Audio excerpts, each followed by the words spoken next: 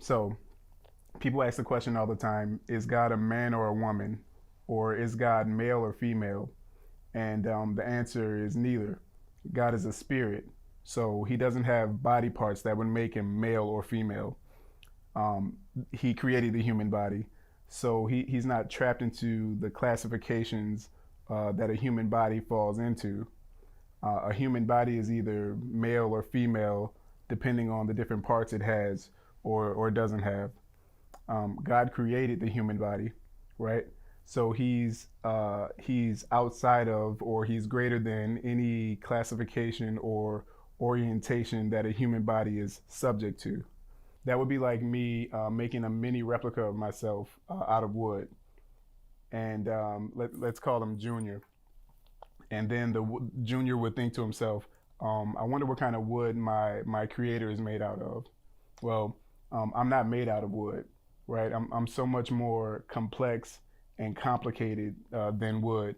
But imagine me trying to explain that to Junior here, right? He doesn't have the capacity or the capability to fully comprehend all that I am as his creator. And that's what it's like when we try to fully comprehend God, who is our creator. He's more vast and more complex than our 3 pound brain has the capacity or the capability to fully comprehend. However, God does reveal to us parts of himself that we can comprehend in his word, the Bible. And I believe he has something special to show us in the text that I read in the beginning. So in the beginning, I read from Genesis, which is the book of beginnings, and it tells us how the world was created by our Creator. But the part I read specifically was the beginning of mankind, the creation of human beings. So God says, "Let us make man in our image and in our likeness." And He uses the words "us" and "our" because God is a triune being, which means that He's made up of three divine persons. And we call that the Holy Trinity: Father, Son, and Holy Spirit. All three make up one. And that shouldn't be too difficult to understand because you two are a triune being made up of three different parts: spirit, soul, and body. Your soul, which is your mind and your emotions and your personality, your character, that's different from your spirit, which is the deepest part of you, where you connect with God and where you experience peace and love and joy, and that's yet still different from your physical body, your human body. Um, all three parts make up one you, and now that you being a triune being is not a perfect example of God being a triune being.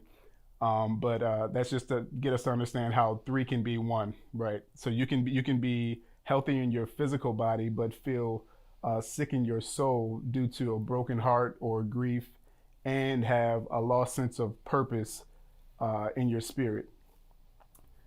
So that's how we understand how three can be one. So God says, "Let us make man in our image."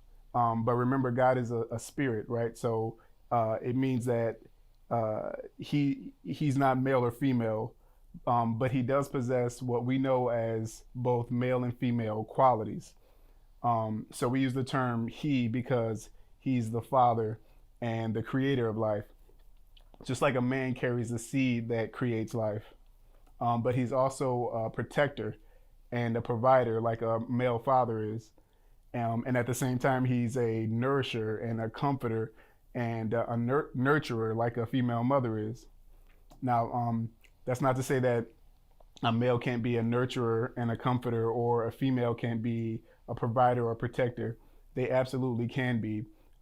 But the majority of men share some of the same qualities as do the majority of women. And while I'm there, I'll just say this.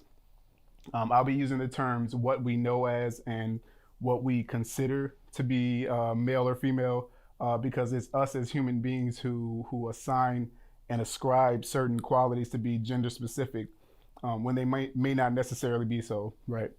So God has within Himself what we know as both male and female qualities. So when he says, "Let us make man in our image," and he forms Adam from the dust of the earth and breathes life into his nostrils, and Adam becomes a living being, then Adam is a living being with both male and female qualities. Now, hear me out. I'm not saying that Adam had both male and female sexual organs, right? Because at the point of creation, he's created. Adam is created whole. He's created complete. When Adam first becomes a living being, he had within himself what we know or what we now consider male and female qualities, because Adam was made in the image of God, who has within himself what we consider both male and female qualities, right? And so, yes, I'm going to have to prove that. Genesis chapter 2, verses 18 through 23.